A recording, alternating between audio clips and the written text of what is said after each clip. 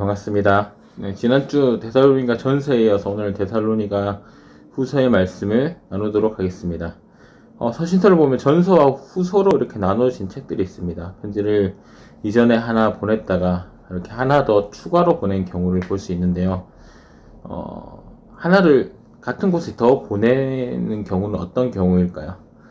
일반적인 경우에는 앞서 얘기한 부분을 조금 더 수정하고 보완하고 싶거나 앞서 다 전하지 못한 말들이 있을 것이지 않습니까? 그래서 그런 말들을 담아서 또 보낼 수도 있고, 또 편지를 보낸 후에 다른 상황이 발생해서 거기에 대해서 언급을 하고 싶어서 추가적으로 보낼 수 있을 것 같습니다. 데살로니가 후서도 그런 맥락에서 이렇게 쓰여진 것으로 볼 수 있고요. 데살로니가 전서의 내용들을 좀 더 보완해서 확장해서 설명한 부분도 있고, 또 미처 다루지 못한 내용들을 추가적으로 담기도 한 그런 책입니다. 오늘 내용은 전서에서 다른 내용을 좀 더 디테일하게 다루고 있는 부분인데요. 이전 편지를 보냈는데도 불구하고 사람들의 행동에 변화가 나타나지 않고 사도 바울의 메시지에 대해서 좀 잘못 이해하기도 했고, 기대만큼 이행하지 못하는 부분도 있었기 때문에 같은 부분을 조금 더 강조해서 다루고 있는 내용입니다. 어떤 내용인지 간단히 살펴보도록 하겠습니다. 오늘 본문에서는 게으름과 관련된 주제를 다루고 있습니다. 게으름은 우리 모두가 풀어야 될 숙제이죠. 우리 모두에게 산적해 있는 문제인 동시에 숨기고 싶은 연약한 부분이기도 합니다. 아무리 부지런한 사람이라 할지라도 어떤 특정한 부분에 있어서는 게으를 수밖에 없습니다. 특별히 오늘 제목을 교회의 게으름이라고 지어봤는데, 교회 전체에 게으름 분위기가 흐를 수 있다는 것을 본문을 통해서 생각하면서 좀 주의할 수 있었으면 좋겠습니다. 데살로니가 전서에서도 살펴봤지만, 데살로니가의 교회의 핵심적인 이슈가 어떤 종말론에 관련된 이슈였습니다. 데살로니가 교회 자체가 좀 신앙이 어린 교회였거든요. 그런 교회의 핍박이 계속해서, 박해가 계속해서 있어 왔지만, 어린 신앙이었지만 너무나도 이들이 바른 믿음의 태도를 보여서 건강하게 신앙을 지켜나가는 모습에 바울이 감동하게 됩니다. 그런데 신앙이 어리다 보니까 부족한 부분이 있었는데, 어떤 부분이냐면 성경을 아직까지 건강하게 이해하지 못했고 건강하게 받아들이지 못하는 부분이 있었던 겁니다. 그 중에 하나가 핵심적인 부분이 바로 종말론에 대한 부분이었던 거죠. 지금 처하고 있는 박해라는 어려운 상황에서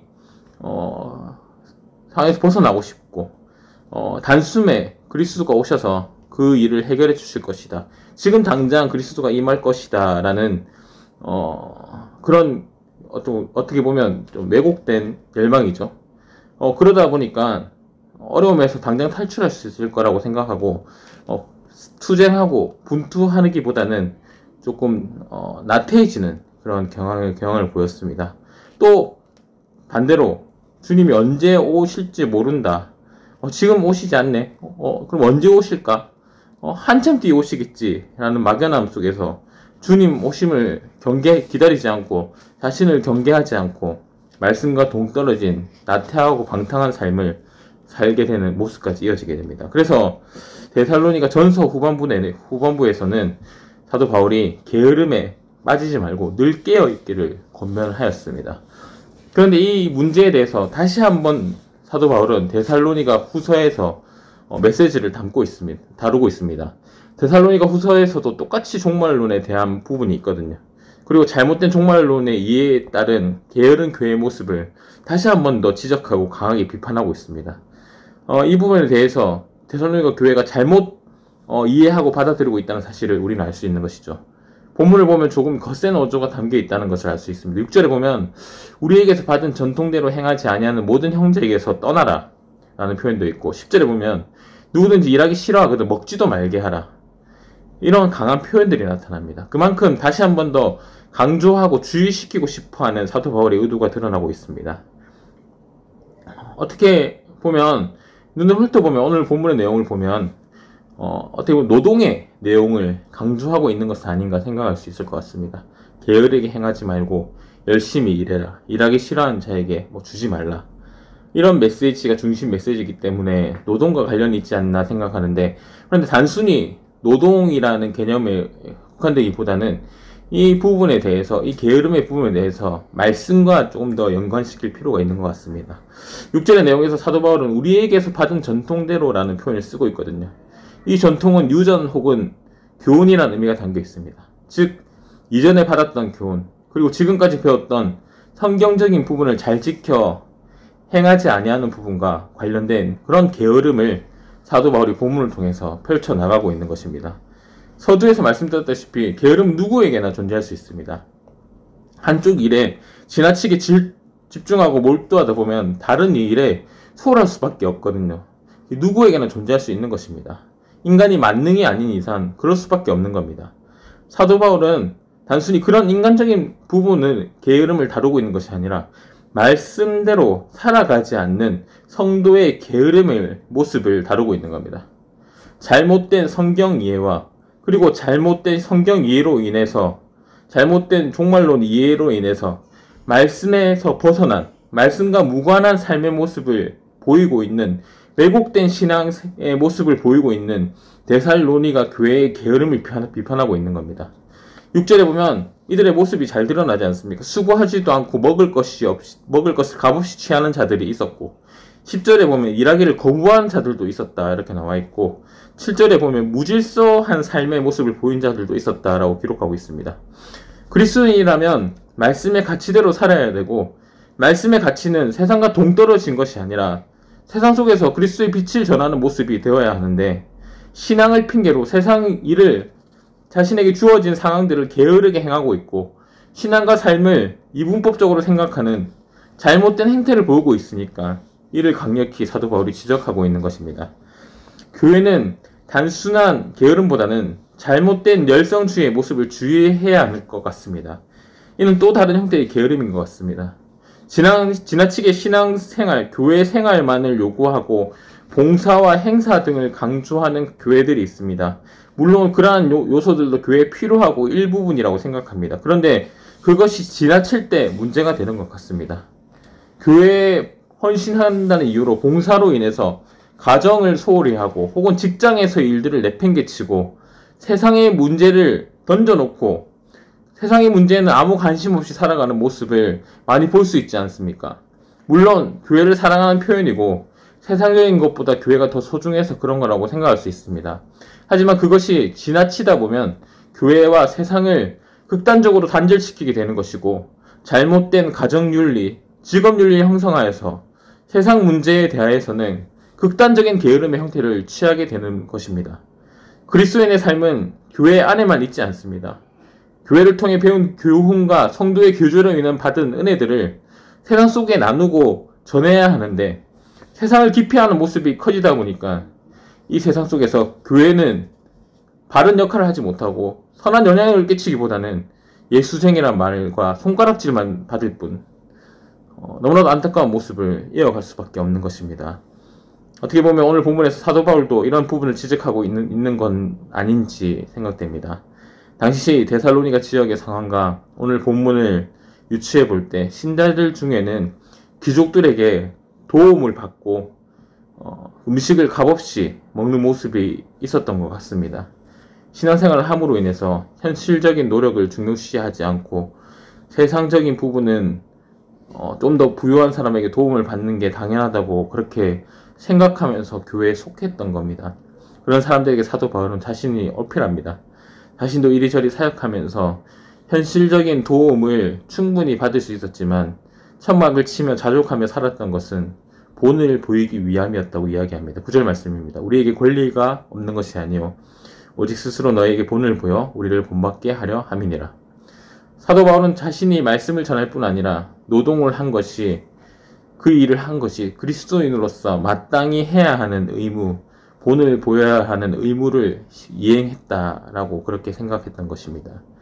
특별히 사도 바울이 지적하고 있는 부분이 또 하나 있는데 11절 말씀에 보면 일을 만들기만 하는 자들이 있다라는 것입니다. 이 부분을 좀 더 원어적인 의미로 맞게 해석하면 자신의 일은 돌보지 않고, 자기 삶은 돌보지 않고 다른 사람들의 모습을 간섭하고 지적하는 일에 몰두하는 자들이 있다라는 의미에 가깝습니다.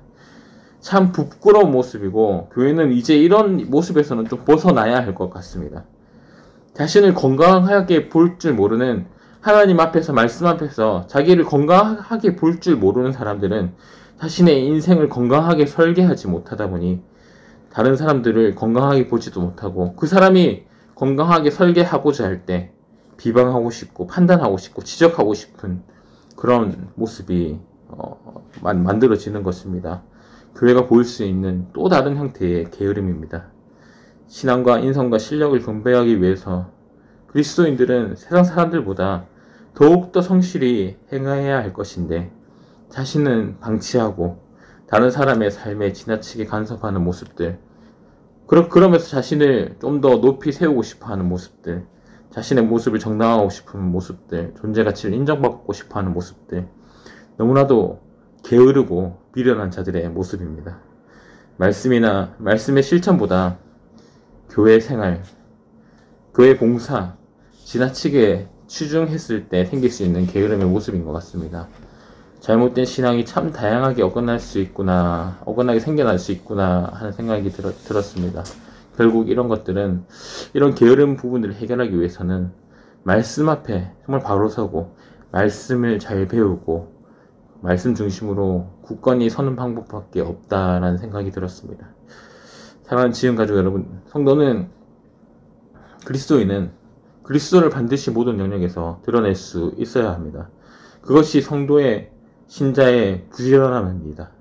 만약 성도가 예배를 드리고 말씀을 듣고 기도는 하지만 그 외의 영역에서 그리스도를 조금 더 말하지 않고 드러내지 않는다면, 그 삶에서 묻어나지 않는다면 그것은 신앙에 충실한 모습이라기보다는 게으른 신앙에 더 가깝다고 봐도 무방할 것 같습니다. 물론 쉽지 않은 문제입니다. 성도로서 부지런함을 가지려고 해도 세상 사람들에게 좋은 영향을 주는 것은 쉬운 문제가 아니기 때문입니다. 나의 허물이 드러날 때가 많고 게으름도 함께 드러날 때도 많고, 신앙생활을 겸하다 보니 시간도 부족한 것 같고, 말씀대로 사는 것이 맞나 그런 고민 속에, 고뇌 속에 빠지기도 하고, 그런 어려움이 있습니다. 하지만 그런 우리들에게 사도 바울은 메시지를 던집니다. 13절 말씀입니다. 형제들아, 너희는 선을 행하다가 낙심하지 말라. 게으르게 행하지 않고 그리스도인으로서 세상 속에서 성실하게 살아가고자 하는 우리 모두가 기억해야 할 메시지입니다. 선을 행하다가 낙심하지 말라. 우리는 말씀에 순종하는 삶을 기뻐하며 살아가도 되는 자들입니다. 그것이 때론 핍박으로 이어진다고 해도 그 일마저도 감사해도 되는 자들입니다. 우리에게 최고의 가치는 그리스도의 말씀에 있고, 그리스도의 말씀에서 나오는 선이 최고의 가치이기 때문입니다. 선을 행하는 그 자체가 중요합니다. 말씀을 지키고 말씀을 행하는 것이 중요합니다. 결과는 하나님께서 판단하십니다. 하나님께서 이 세상과 우리를 판단하시는 겁니다. 우리는 지금 이 자리에서 말씀을 바르게 이해하고 바르게 실천하면서 게으름에 빠지지 않는 일에 최선을 다해야 합니다. 하나님께서 그 일 속에 우리가 낙심치 않도록 지켜 보호해 주시리라 믿습니다. 말씀을 마무리합니다. 코로나 시대에 성도는 정말 게으름에 쉽게 노출될 수밖에 없는 것 같습니다. 단절된 성도의 관계, 심지어 예배마저 단절되다 보니까 서로를 권면하고 보듬어주고 세워주는 부분이 결여되어 있는 시기입니다. 그러다 보니까 개인적으로 신앙을 지켜나가야 하는 어려움들이 있습니다. 위기를 기회로 삼는 성숙함이 요구되는 시기입니다. 특별히 개인적으로 신앙을 지키는 모습 속에서 하나님과 좀 더 친밀한 관계가 형성되기를 소망합니다. 그동안 교회 생활에 의존해왔고 사람에 좀 더 기대어왔다면 이 시기를 통해서 좀 더 하나님 앞에서, 말씀 앞에서 신앙생활하며 좀 더 자신을 돌아보는 시간이 되었으면 좋겠습니다. 그동안 교회 내에서 영향력이 큰 우리 자신이었다면 이 시기를 통해서 세상 속에서 선한 그런 영향력이 큰 사람으로 자라났으면 좋겠습니다. 주 안에서 늘 성실하고 신실한 지은 가족이 되기를 주님의 이름으로 소망합니다.